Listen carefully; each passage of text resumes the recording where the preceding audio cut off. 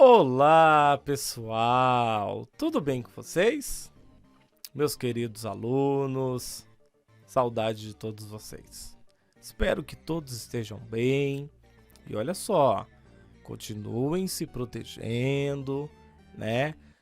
Se cuidando aí nesse período ainda, né, que nós estamos, né, da pandemia aí, né? Já tá retomando, né, já o comércio, a economia, mas é aí que a gente tem que ter ainda mais cuidado, né, pessoal? Então, nós estamos aí seguindo as orientações da Fundais para estar orientando a todos vocês a continuar com todos os cuidados nessa pandemia. Então vamos de mais uma aula, né, pessoal? Hoje daremos início à nossa aula de número 17 para alunos de teclado iniciantes. Então vamos lá. Eu sou o Paulo Vitor, sou professor de teclado no Polo da Topolândia, nas oficinas culturais, pela Fundais, que é a nossa fundação cultural. Então nós vimos, né, pessoal, paramos aqui, né, falando do sintetizador, né, a parte, né, que esses instrumentos, o que eles, né, proporcionam para o músico, né, tantos recursos, né, que nós temos no sintetizador, né, aqui nós temos dois modelos e nós ficamos aqui, né, só vou ler essa última frase aqui, ó. Obviamente o sintetizador definitivamente proporcionou à música um enfoque criativo muito grande, pois muitos músicos e técnicos desenvolveram sons novos, até então além da imaginação. Essa é uma grande verdade, pessoal.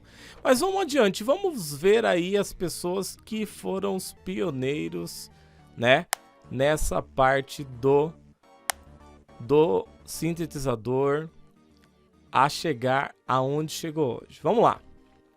Pode-se dizer que 3 pessoas foram responsáveis pela popularidade deste instrumento. Aí nós temos o primeiro aqui, ó, Robert A. Moog.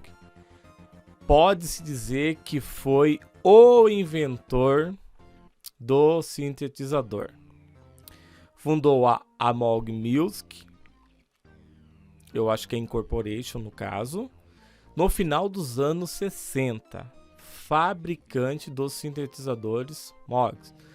O que nós temos aqui?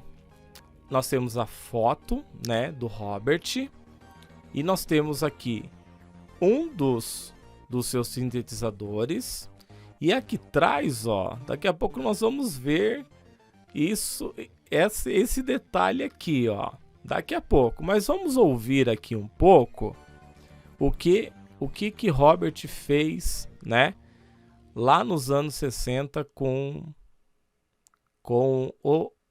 o Moog, né, que é esse sintetizador.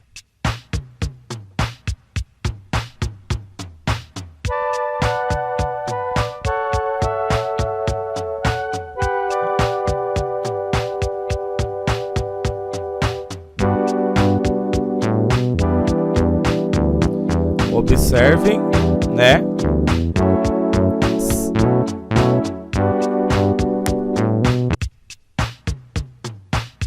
Acabei voltando aqui. Observe que são sons, né? Que ainda hoje a gente, né? Nós podemos ainda ver em várias músicas.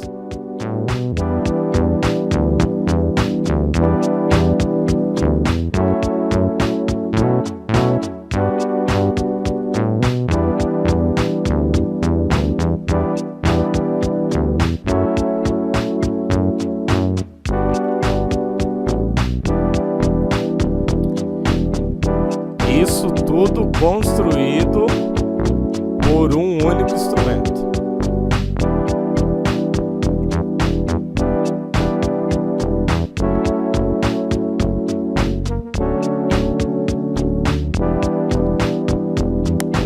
Legal, deu aí para ter uma base, né, do que Robert, né, proporcionou para nós hoje. Mas vamos seguindo. Vamos lá.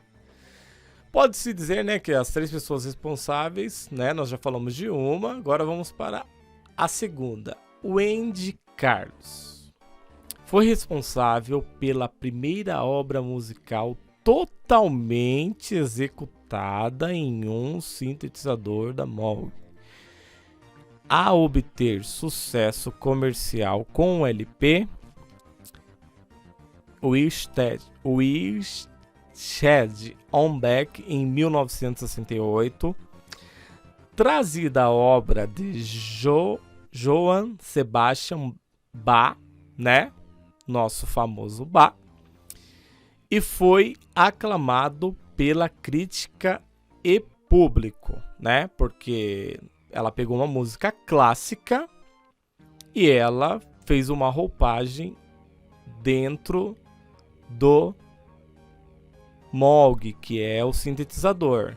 Enquanto o vídeo estiver rolando, né, eu estou falando, eu vou colocar o áudio, vocês vão estar ouvindo o áudio desta canção aqui, ó, que foi construída pela Wendy, tá bom?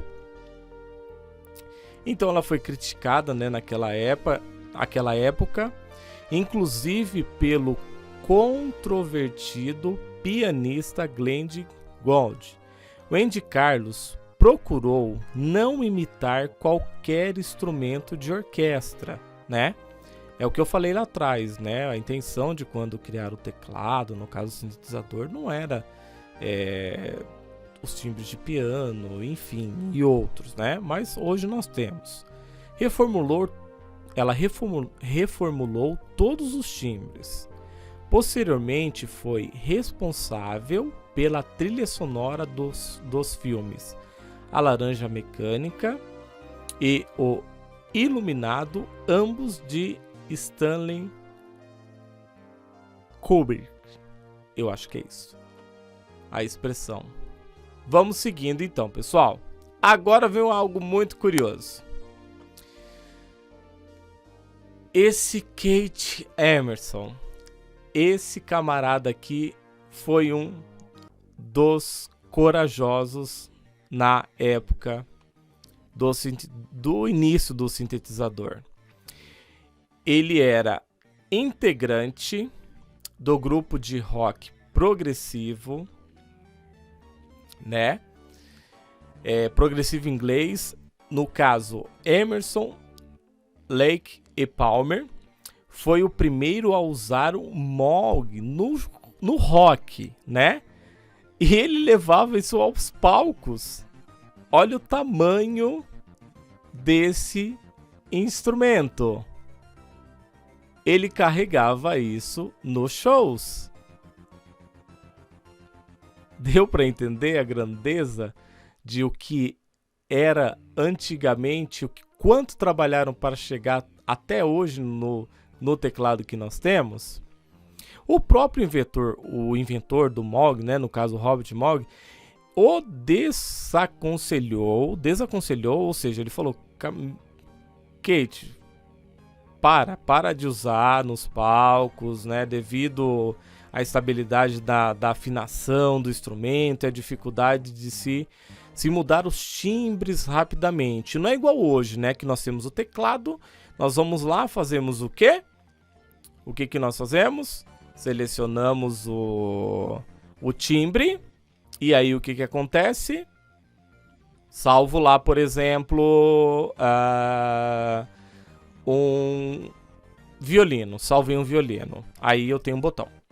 Aí no meu outro banco né, geralmente os sintetizadores têm um banco de dados para você salvar muitos timbres. Aí no segundo eu coloco lá sanfona, no terceiro eu coloco metais, no quarto eu coloco um LED, aí no quinto vou colocando Rhodes, são tudo timbres, né, que tem dentro de vários teclados, não só sintetizadores, mas workstation, arranjadores também tem, e alguns pianos digitais. E aí você monta lá um monte de timbres. E você não tem dificuldade para mudar os sons, certo?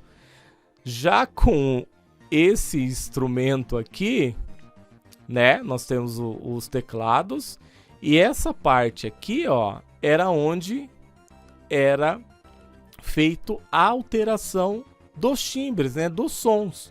Então, por isso que o criador, né, do sintetizador do Moog, ele não aconselhou o Keith Emerson, no caso, de levar isso aos shows, levar aos palcos, né? Principalmente, imagine, né? Toda dificuldade, além da dificuldade de carregamento do instrumento, tinha essa questão de mudar os sons, os timbres, né? E tem algo bem curioso pela frente que nós vamos ver sobre o sintetizador. Mas isso nós vamos continuar, né? Na nossa próxima aula. E olha, fica comigo, hein? Continue aí comigo, vamos descobrir aí muitas coisas sobre o nosso instrumento teclado. Até chegar onde chegou, olha, tem muita coisa legal. Tá certo, meus queridos alunos do Polo da Topolândia? Essa então foi a nossa aula de número 17 para alunos de teclado iniciante do Polo da Topolândia, das oficinas culturais e da Fundais, que é a nossa Fundação Cultural. E eu te espero na próxima aula. Até lá, hein?